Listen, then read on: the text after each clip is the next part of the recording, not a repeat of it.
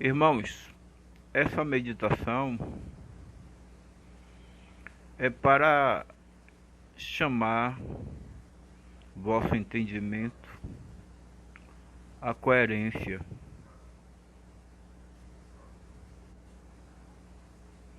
Quem está falando aqui,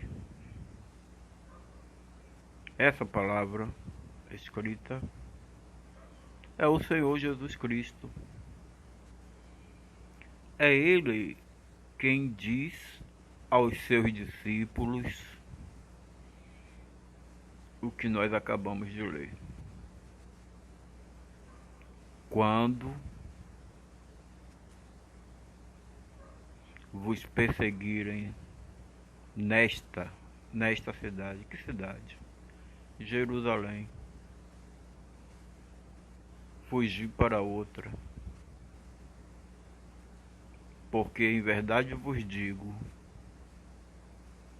que não acabareis de percorrer as cidades da Judéia sem que veja o Filho do Homem vir nas nuvens. Ora, senhores,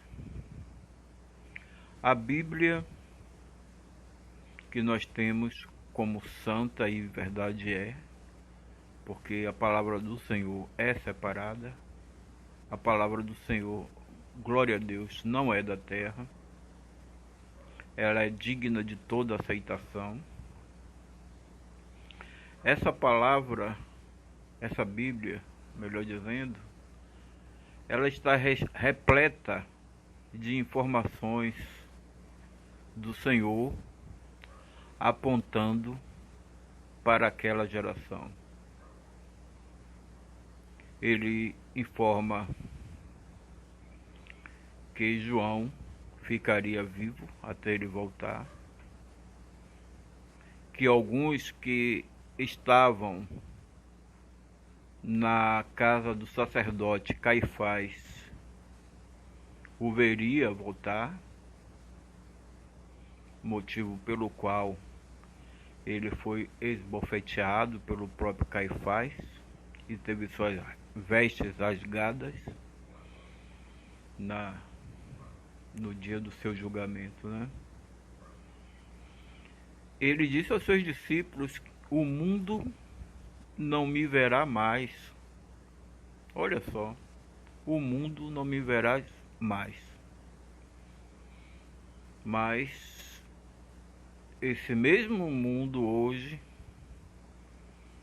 que eu posso dizer mundo no sentido da incredulidade, espera o Senhor voltar. Parece até que não lê, né, as Escrituras e vê o Senhor Jesus falando lá: em verdade eu vos digo que todas estas coisas hão de acontecer nesta geração. Novamente, em verdade eu vos digo que todas estas coisas hão de vir sobre esta geração. Todas essas informações são informações bíblicas, faladas pelo Senhor, cuja boca não foi achada mentiras. É Ele quem profetizou isso. O mesmo Senhor que, se referindo em resposta à pergunta dos seus discípulos: Senhor, quando há de vir a acontecer todas estas coisas e que sinais há da sua vinda? Ele, depois de enumerar muitas profecias faladas pelos profetas sobre o céu se tornar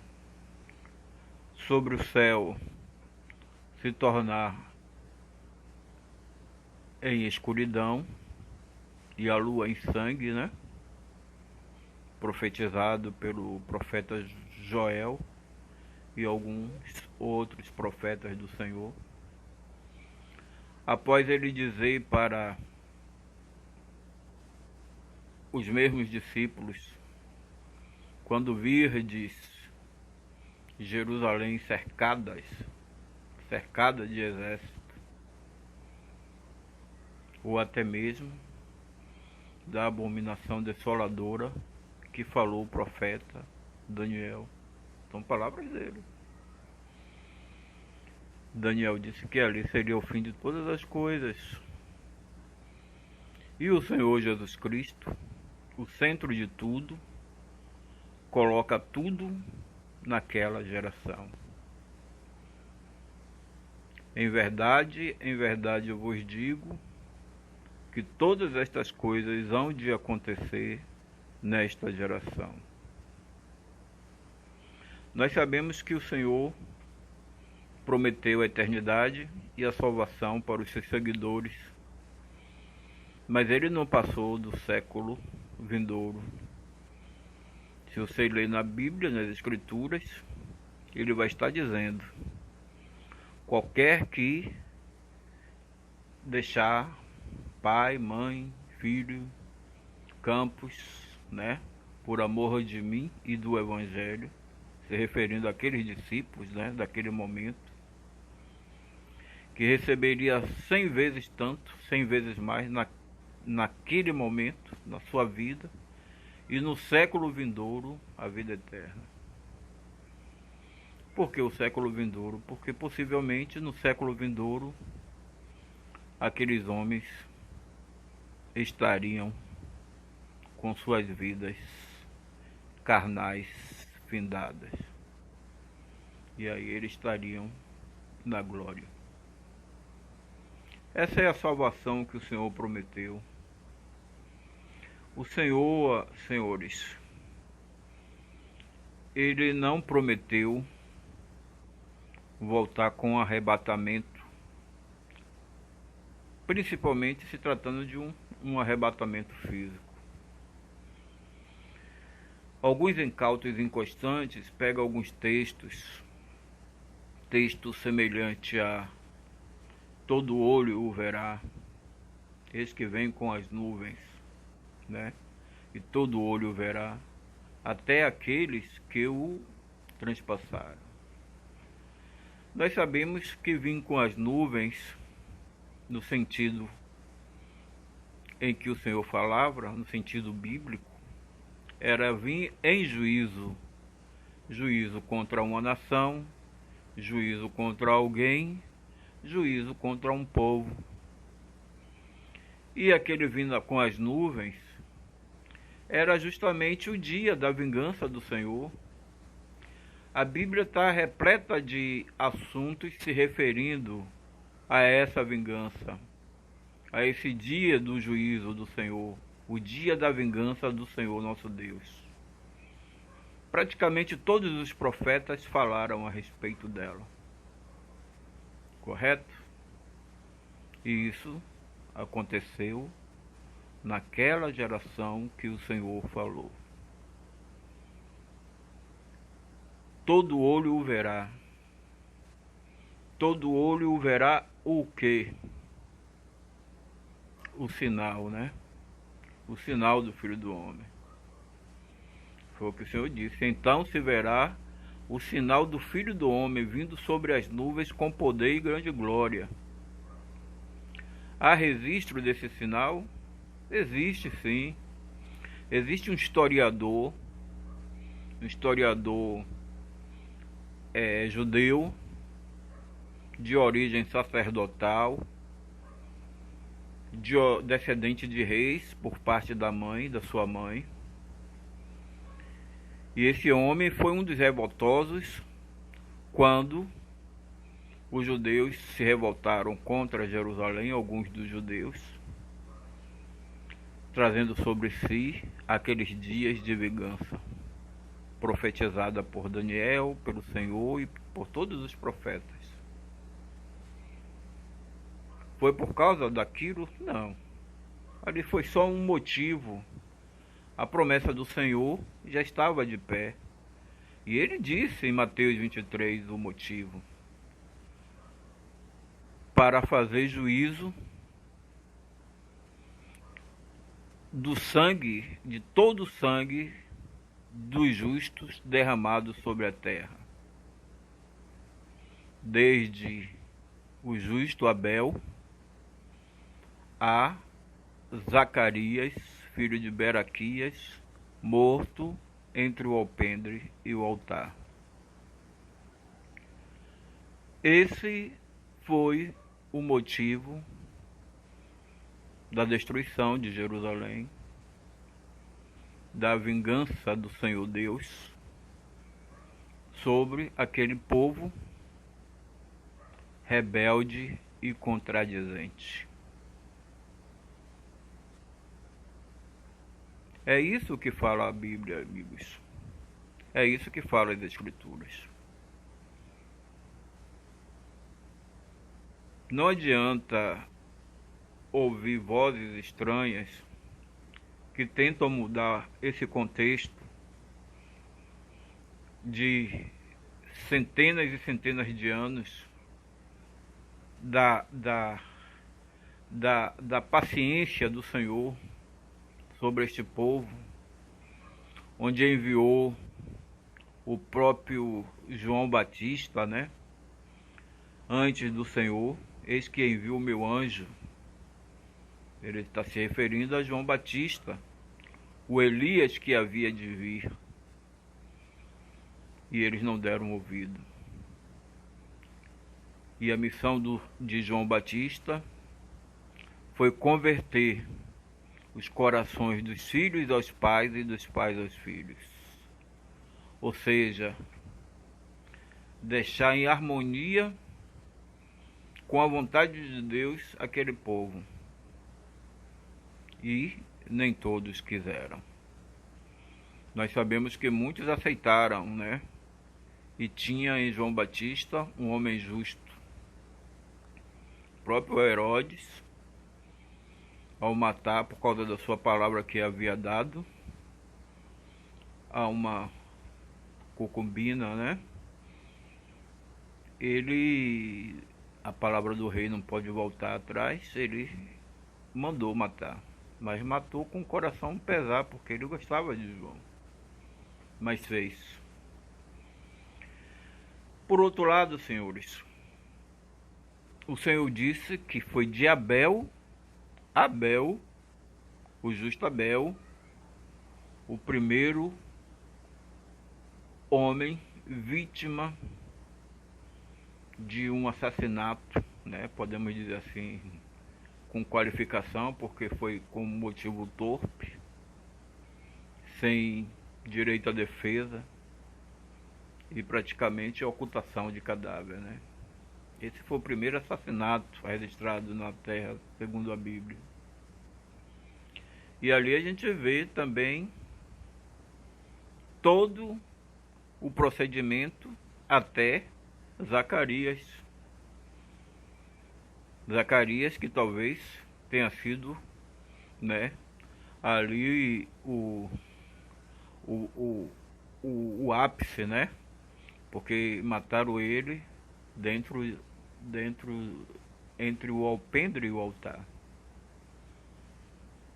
Pouco se fala sobre Zacarias, o filho de Beraquias, falado pelo Senhor Jesus Cristo, mas para ser enumerado foi algo terrível que atingiu, né, a ira do Senhor.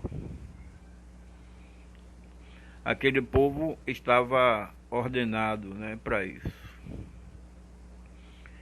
E não se ensinam isso nas igrejas.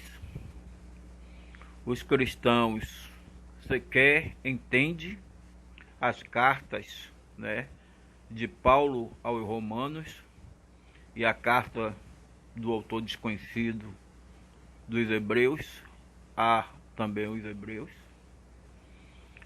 e o seu conteúdo, né, que deixa claro ali a eleição, o corte da oliveira, o enxertamento dos gentios e até uma certa profecia de Paulo que diz também que Deus poderia cortar os gentios Está lá em Romanos. Está lá em Romanos. Que Deus era poderoso para enxertar Israel de novo. E até cortar os gentios. Nós devemos ter e buscar muita misericórdia do Senhor, viu, senhores pastores, irmãos, em vez de estar procurando voltar ao rudimento da doutrina. Um dos motivos da carta aos Hebreus é justamente falar, ele já chamava, né, o autor aos Hebreus, chamou os hebreus daquela época, daquela geração de meninos que precisavam ser alimentados com leite, porque não estava sequer entendendo, né, o rudimento, chama de rudimento da doutrina de Deus. Rudimento que era não entender o propósito de Melquisedeque como sacerdote, né? Segundo Cristo veio segundo a ordem de Melquisedeque. E eles disseram que tinha muito a falar para os hebreus porque foram meninos cabulou a aula, não entendeu essa aula e estava querendo de qualquer forma adentrar ou rejeitar a graça do Senhor. O fato é, senhores, que sem entender esses rudimentos, e aqui eu quero falar agora sobre outros rudimentos, né? Que são o rudimento que a gente pode chamar de rudimento hoje. Porque se naquela época não era ainda, porque Paulo disse que estava só, aliás, Paulo, o autor dos Hebreus, eu não vou me referir a Paulo porque eu não sei exatamente quem foi o autor, não existe coesão sobre quem foi esse autor aos Hebreus, a carta aos Hebreus. Mas ele diz que, sinceramente, que o que estava envelhecido, prestes estava a se acabar. Quando o Senhor havia dito que antes, né, de que os céus e a terra passassem, nenhum tio seria omitido da lei. Ocorre, senhores, que em 70 DC, sobre o Império Romano e a assolação desoladora profetizada pelo profeta Daniel, sobrescrita pelo Senhor Jesus Cristo aos seus discípulos, o velho céu e a velha terra passaram,